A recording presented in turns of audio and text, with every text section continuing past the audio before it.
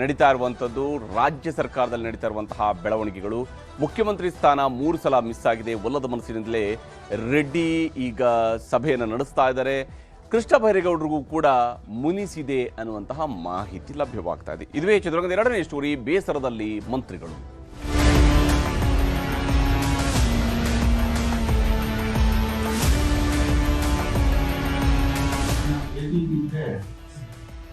ಸಿದ್ದರಾಮಯ್ಯವರು ಮುಖ್ಯಮಂತ್ರಿ ಆಗ್ತಿದ್ರು.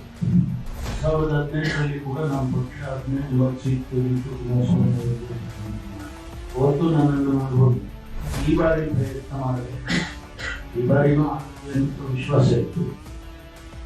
ಯಾವುದೋ ಕಾರಣ ಪೊಲಿಟಿಕ್ಸ್ ಒಂದು ಸರ್ಕಾರ ಬಂದಾಗ ಮಂತ್ರಿಗಳು ಖುಷಿಯಾಗಿರಬೇಕು. ಅದರಲ್ಲೂ ಕಾಂಗ್ರೆಸ್ನಲ್ಲಂತೂ ಮಂತ್ರಿಗಳಾಗೋದಕ್ಕೆ ಡಜನ್ ಗಟ್ಟಲೆ ಶಾಸಕರು ಕ್ಯೂನಲ್ಲಿ ನಿಂತ್ಕೊಂಡಿದ್ದಾರೆ, ಪೈಪೋಟಿಯಲ್ಲಿದ್ದಾರೆ. 20 ಸೀಟ್ಗಳಿಗೆ 50ಕ್ಕೂ ಹೆಚ್ಚು ಶಾಸಕರು ಉತ್ಸಾಹದಿಂದ ಕಾಯ್ತಾ ಇದ್ದಾರೆ. ಆದರೆ ಮೊದಲ ಪಟ್ಟಿಯಲ್ಲಿ ಮಂತ್ರಿಗಳಾದವರು ಮಾತ್ರ ಬೇಸರದಲ್ಲಿದ್ದಾರೆ. ಸಿಎಂ ಡಿ.ಕೆ. ಶಿವಕುಮಾರ್ಗೆ ಇನ್ನೂ ಕೂಡ ಸಚಿವರ ತಾಪತ್ರಯ ನಿಂತಿಲ್ಲ. ಯಾಕಂದ್ರೆ ನಾನೇ ಸಿಎಂ ಆಗಬೇಕಾಗಿತ್ತು, 3 ಬಾರಿ ಮಿಸ್ ಆಯಿತು ಅಂತ ಹೇಳಿ ಈಗ ಪರಮೇಶ್ವರ್ ಹೇಳ್ತಾರೆ. ಉಪಮುಖ್ಯಮಂತ್ರಿಗಳು ಹೇಳ್ತಾ ಇದ್ದಾರೆ, ನಾನು ಮುಖ್ಯಮಂತ್ರಿ ಆಗಬೇಕಾಗಿತ್ತು ಅಂತ ಹೇಳ್ತಿದ್ದಾರೆ.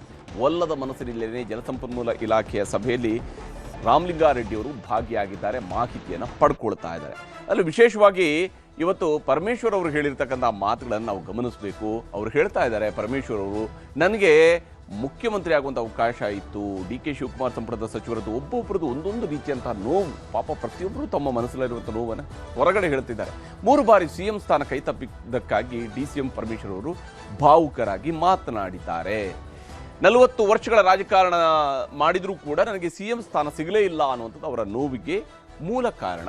ಹಾಗಾಗಿ ಅವರು ನೋವನ್ನು ವ್ಯಕ್ತಪಡಿಸಿದ್ದಾರೆ. 2013ರಲ್ಲಿ ಗೆದ್ದಿದ್ರೆ ಆಗಲೇ ನಾನು ಸಿಎಂ ಆಗಿರ್ತಾ ಇದೆ ಅಂತ ಹೇಳಿ ಪರಮೇಶ್ವರ್ ಅವರು ಬೇಸರವನ್ನು ಹೊರಹಾಕಿದ್ದಾರೆ. ಅಷ್ಟೇ ಅಲ್ಲದೆ 2013ರಲ್ಲಿ ಸಿದ್ದರಾಮಯ್ಯ, 2018ರಲ್ಲಿ ಕುಮಾರಸ್ವಾಮಿ ಅವರಿಗೆ ಅವಕಾಶಗಳು ಹೋಯಿತು. ಹೀಗಾಗಿ ನನಗೆ ಆವಾಗಲೂ ಮುಖ್ಯಮಂತ್ರಿ ಆಗೋಕ್ಕಾಗಿಲ್ಲ, ಈಗಲಾದರೂ ಮಧ್ಯದಲ್ಲಿ ಆಗ್ತೀನಿ ಅಂತ ಅಂದ್ಕೊಂಡಿದ್ದೆ. ನೋಡಿದರೆ ಡಿ.ಕೆ. ಶಿವಕುಮಾರ್ ಆಗಿದ್ದಾರೆ.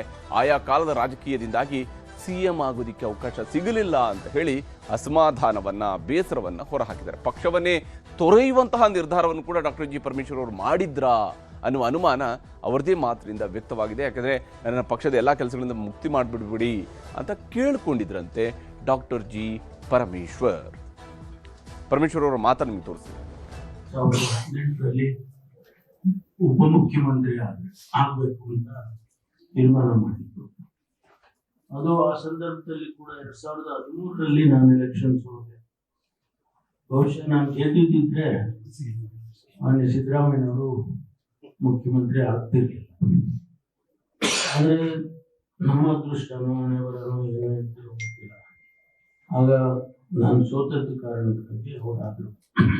2018ರಲ್ಲಿ ಕೂಡ ನಮ್ಮ ಪಕ್ಷ 15 ಸೀಟ್ ಗೆದ್ದಿತ್ತು. ಕೋalition ಮಾಡಿದಾಗ ಬೇರೆ ಪಕ್ಷದ ಜೊತೆ ನಾವು ಸೇರ್ಕೊಂಡು ಅವ್ರು ಬರೀ 30 ಸೀಟ್ ಏನೋ ಇತ್ತು.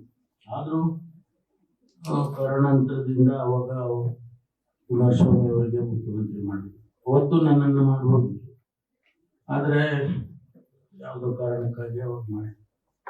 2ನೇ ಸರಿನೂ ಮಿಸ್ ಆಯಿತು. ಅದು ಈ ಬಾರಿ ಪ್ರಯತ್ನ ಮಾಡಿದೆ. ಈ ಬಾರಿನೂ ಆಗುತ್ತೆ ಅಂತ ವಿಶ್ವಾಸ ಇತ್ತು. ಕಡೆಗೆ ಯಾವುದೋ ಕಾರಣಕ್ಕೆ ಪೊಲಿಟಿಕ್ಸ್ ಗೊತ್ತಲ್ಲ, ಪೊಲಿಟಿಕ್ಸು ಬೇರೆ ಥರ ಅಲ್ಲ, ಅದು ತೀರ್ಮಾನಗಳು ಹೇಗೋ. ಸೊ ಹಾಗಾಗಿ ಉಪಮುಖ್ಯಮಂತ್ರಿ ಸ್ಥಾನವನ್ನು ಕೊಟ್ಟಿದ್ದಾರೆ. ಒಂದು ಹಂತದಲ್ಲಿ ನನ್ನ ಹೈಕಮಾಂಡ್ ಅವ್ರಿಗೆ ಹೇಳಿದೆ, ನನಗೆ ಸಾಕು ಮಾಡಿಬಿಡಿ, ಕೊಡೋಕ್ಕಾಗೋದಿಲ್ಲ ಅಂತ ಹೇಳಿದ್ರೆ ನನಗೆ ಬಹಳ ದೊಡ್ಡ ಕೆಲಸ ಇದ್ದಾವೆ, ನಾನು ವಾಪಸ್ ಹೋಗ್ತೀನಿ ಅಂತ ಹೇಳಿ ಕೂಡ ಅವ್ರಿಗೆ ಹೇಳಿದ್ದೆ. ಹೀಗೆ ಒಂದು ಕಡೆ ಪರಮೇಶ್ವರ್ ಅವರಿಗೆ ಬೇಸರ ಇದೆ, ಮತ್ತೊಂದು ಕಡೆಯಲ್ಲಿ ಕೃಷ್ಣ ಬೈರೇಗೌಡರಿಗೂ ಕೂಡ ಬೇಸರ ಇದೆ. ಯಾಕೆಂದರೆ ಬೆಂಗಳೂರು ನಗರ ಅಭಿವೃದ್ಧಿ ಖಾತೆಯ ಬಗ್ಗೆ ಕೃಷ್ಣ ಬೈರೇಗೌಡರು ಬೇಸರ ಹೊಂದಿದ್ದಾರೆ. ಅವ್ರು ಈಗಾಗಲೇ ನನಗೆ ಅರ್ಧ ಖಾತೆ ಬೇಡ, ಕೊಡೋದಿದ್ರೆ ಪೂರ್ತಿಯಾಗಿ ಬೆಂಗಳೂರು ನಗರ ಅಭಿವೃದ್ಧಿಯನ್ನು ಕೊಡಿ, ಅರ್ಧ ಕೊಟ್ಟರೆ ಆಗೋದಿಲ್ಲ. ಕೊಟ್ಟ ಖಾತೆಯಲ್ಲಿ BMRDA ಮತ್ತು BDA ಇಲ್ಲ. ನೋಡಿ, BMRDA ಮತ್ತು BDA ಇಲ್ದಿದ್ರೆ ಬೆಂಗಳೂರು ನಗರ ಅಭಿವೃದ್ಧಿ ಹೇಗಾಗುತ್ತೆ ಅನ್ನೋದು ಮೂಲ ಪ್ರಶ್ನೆ. ಈ ಮೂಲ ಪ್ರಶ್ನೆಯನ್ನು ಸಹಜವಾಗಿ ಕೃಷ್ಣ ಬೈರೇಗೌಡರು ಕೂಡ ಕೇಳ್ತಾರೆ. ಯಾಕಂದರೆ BDA ಇಲ್ಲ, BMRDA ಇಲ್ಲ, ಆದರೆ ಅವರು ಬೆಂಗಳೂರು ನಗರ ಅಭಿವೃದ್ಧಿ ಸಚಿವರು.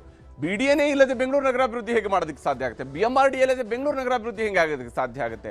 ಇವು ಇಲ್ಲದೆ ಬೆಂಗಳೂರು ನಗರಾಭಿವೃದ್ಧಿ ಹೇಗೆ ಅನ್ನುವಂತಹ ಮೂಲ ಪ್ರಶ್ನೆಯನ್ನು, ಅಂದರೆ ಕಸ ಎತ್ತೋದಕ್ಕೆ, ಗುಂಡಿ ಮುಚ್ಚೋದಕ್ಕೆ, ರೋಡು, ಕಸ, ಮೋರಿ ಇವಿಷ್ಟೇ ನೋಡ್ಕೊಳ್ಳೋದಕ್ಕೆ ಒಬ್ಬ ಮಂತ್ರಿ ಅಂತ ಇಷ್ಟಕ್ಕೆ ಮಾತ್ರ ಸೀಮಿತ ಆಗ್ತಾರೆ ಅವರು. ಬೆಂಗಳೂರಿನಲ್ಲಿ ಕೆಲಸ ಮಾಡೋದಕ್ಕೆ ಆಗೋದಿಲ್ಲ ಅಂತೇಳಿ ಕೃಷ್ಣ ಬೈರೇಗೌಡರು ಬೇಸರವನ್ನು ಹೊರ ಹಾಕ್ತಾ ಇದ್ದಾರೆ. BMRDA, BDA, BMRCLಗಳನ್ನು ಸೇರಿಸಬೇಕು ಅಂತೇಳಿ ಕೃಷ್ಣ ಬೈರೇಗೌಡರು ಕೇಳ್ತಾ ಇದ್ದಾರೆ. ಅದು ಕೊಡ್ತಾರಾ? ಅದು ಅವ್ರಿಗೆ ಸಿಗುತ್ತಾ? ಎಲ್ಲವನ್ನೂ ಸೇರಿಸಿಕೊಡಿ, ಇಲ್ಲದೆ ಹೋದರೆ ನನ್ನ ಹಳೆ ಖಾತೆಯನ್ನು ಕೊಡಿ ನನಗೆ, ನಾನು ರೆವೆನ್ಯೂ ಅಲ್ಲಿ ಬಹಳಷ್ಟು ಕೆಲಸ ಮಾಡಿದ್ದೀನಿ, ಅದನ್ನಾದರೂ ಮಾಡ್ಕೊಂಡು ಹೋಗ್ತೀನಿ. ನೀವು ಬೆಂಗಳೂರು ಅಭಿವೃದ್ಧಿ ಅಂತೇಳಿ ಕೊಟ್ಟಿದ್ದೀರಿ, ಬೆಂಗಳೂರು ಅಭಿವೃದ್ಧಿಗೆ ಬೇಕಾಗಿರೋ ಮೂಲ ಸ್ವತ್ತುಗಳನ್ನೇ ಕೊಡದೆ ಹೇಗೆ ಸಾಧ್ಯ?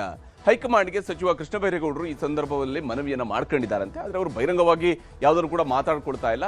ಗೊಂದಲ ಬಗೆಹರಿಸಿಕೊಳ್ಳುವವರೆಗೂ ಕೂಡ ಅಧಿಕಾರವನ್ನು ವಹಿಸ್ಕೊಳ್ಳೋದಿಲ್ಲ ಅಂತ ಹೇಳಿ ಅವರು ಪಟ್ಟು ಹಿಡಿದಿದ್ದಾರೆ. ಸದ್ಯಕ್ಕಂತ ಅವರು ಅಧಿಕಾರ ವಹಿಸ್ಕೊಂಡಿಲ್ಲ. ನೋಡಿ, ಬೆಂಗಳೂರು ನಗರಾಭಿವೃದ್ಧಿ ಓಡ್ಕೊಂಡು ಬಂದು ಮೊದಲಿಗೆ ಸಭೆ ನಡೆಸಬೇಕಾಗಿತ್ತು, ಆದರೆ ಅವರೇ ಸಭೆ ನಡೆಸ್ತಾ ಇಲ್ಲ. ಕೃಷ್ಣ ಬೈರೇಗೌಡರ ಮಾತನ್ನು ಕೂಡ ನಿಮಗೆ ತೋರಿಸ್ತೀನಿ. ಇಲ್ಲಪ್ಪ, ನಿಜವಾಗಿ ನಾ ಕಾಮೆಂಟ್ ಮಾಡಿ ಪ್ಲೀಸ್. ನಿಮ್ ಬಗ್ಗೆ ಮಾತಾಡಿದ್ ನೀವು ನೋಡಿ ಕರೆಕ್ಟ್ ಆಗಿ. ನಾನು ಆತರ ಏನು ಮಾತಾಡಿಲ್ಲ. ಅಸಮಾಧಾನ ಇಲ್ವಾ ಸರ್? ಯಾವ ಅಸಮಾಧಾನ ಇಲ್ಲ? ಅವ್ರು ಏನೋ ಟ್ವಿಸ್ಟ್ ಕೊಟ್ರೆ ನಾನು ಏನ್ ಮಾಡಕ್ಕಾಗಲ್ಲ. ಅಲ್ಲ ಸರ್, ನಿಮ್ಗೆ ಯಾವ ಅಸಮಾಧಾನ ಇಲ್ವಾ ಸರ್? ಅದಕ್ಕೆ ಮಾತೇ ಕಡಿಮೆ. ಇದು ಕೃಷ್ಣ ಬೈರೇಗೌಡರು ಹೀಗೆ ನಯವಾಗಿ ಜಾರ್ಕೊಂಡಿದ್ದಾರೆ. ಆದರೆ ಅಸಮಾಧಾನ ಇರುವಂತಂತೂ ನಿಜ. ಆದರೆ ಅದನ್ನು ಬಹಿರಂಗವಾಗಿ ಹೇಳ್ಕೊಳ್ತಾ ಇಲ್ಲ ಅಷ್ಟೇ.